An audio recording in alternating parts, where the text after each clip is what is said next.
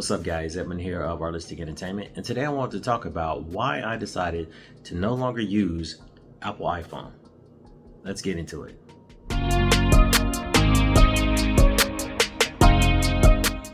So Apple iPhone is a great device, guys. I still do have an Apple iPhone and I use it for testing purposes for my job. I do work in tech, but as far as my day-to-day driver, I no longer use Apple iPhone any longer. And I have a few reasons why. One of the reasons why is because of the application support when it comes to games. I purchase a lot of video games on iOS and I mainly use it to play video games.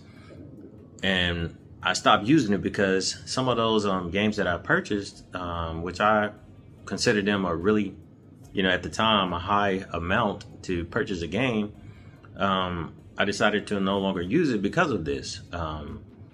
Like for instance, I bought BioShock. BioShock at the time was like $10. So I bought BioShock, playing it, enjoying it. The next day, not supported. Like an upgrade to iOS, boom, no support. Developer hasn't, supported this software. This software needs to be updated by the developer. Okay, I was like, okay, I can forgive that. Let me keep going. Purchased Mass Effect, fantastic game. Love the game. It played very well on iOS. Updated the iOS. Couldn't play it any longer. I have Marvel vs. Capcom, which I love Marvel vs. Capcom on iOS. It was amazing.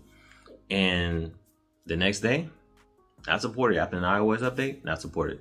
So the developers decided they no longer wanted to support these games.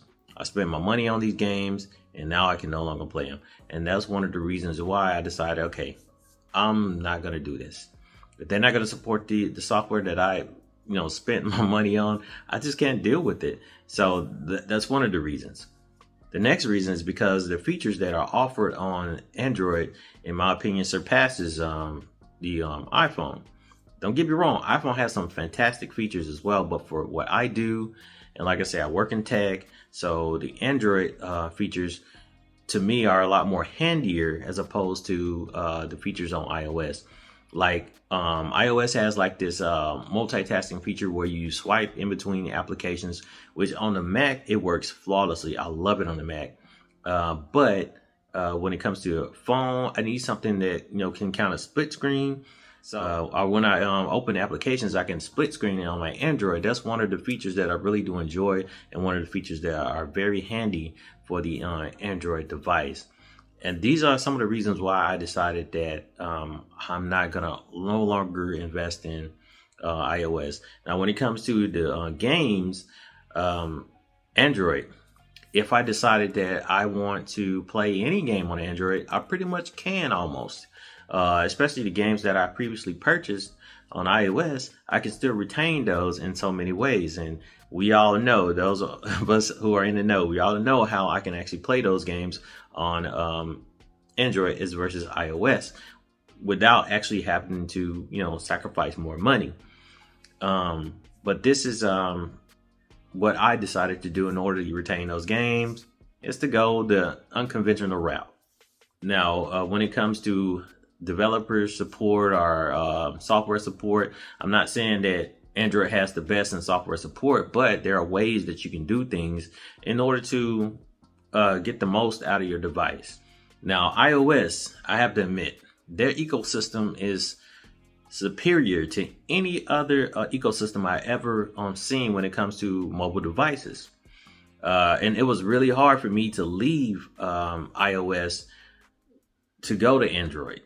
It's very difficult. I almost said, you know what, forget it. I'll just stick with iPhone because the features, in my opinion, surpass that of any ecosystem, as I mentioned previously. AirDrop is really good.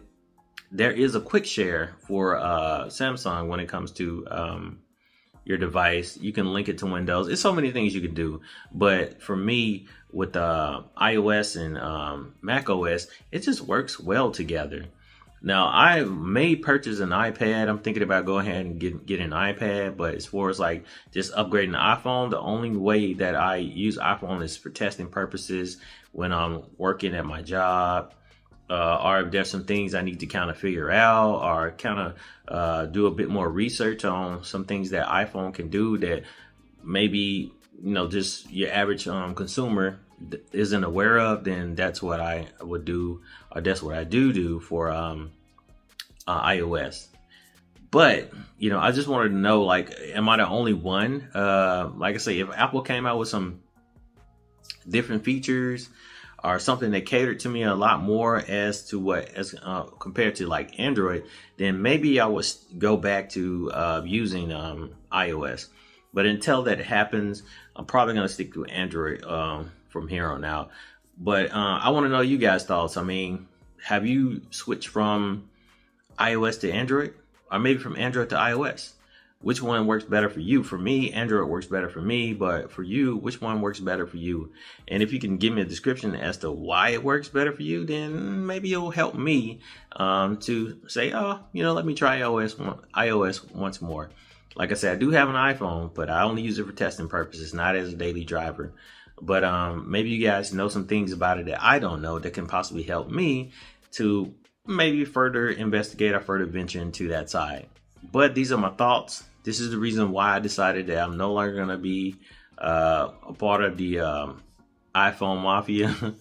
But maybe in the future, if Apple comes out with something better, they improve on more features, then maybe I will. Because like I say, iOS is really tough to beat. They have some very handy features.